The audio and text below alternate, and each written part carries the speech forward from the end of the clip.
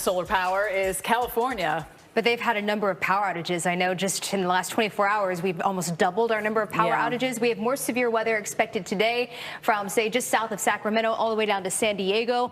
Possible spin-up tornadoes. They would be weak and most likely starting as water spouts moving onshore. But still, to have a tornado threat in Southern California, we haven't even seen a tornado warning in Southern California in almost 3 years. These are some of the storm reports that we've seen just around the Santa Cruz area. Most of these are trees down, wires down. That's why we have the number of power outages and a lot of flooding reports, not just in Santa Cruz, but we're talking up and down the California coastline. The rain's still moving into San Francisco as well as Los Angeles. Southern California, you'll see a break later this afternoon. At some point, you know. All right, let's go over to Molly, who is a plant mom. Crazy plant lady. How many plant babies do you have? Last count, it was like in the 60s. See? I was going to say like 26. It's gotten a little out of control. We're trying to rein it back in. How long does it take you to water all of them? A long time. I devote a day of the week to it. I mean, you have a real baby coming, so I don't know.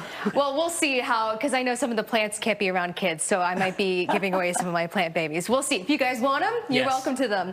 Let's talk a little weather because we have a very active pattern right now in the west, and what starts in the west does not stay in the west. Eventually, some of these systems will start to move across the lower 48, and this is by Thursday. We're bringing the severe weather potential back into the southeast. No surprise, you walk outside the last couple of days, especially in the afternoon, it just feels unusually warm outside.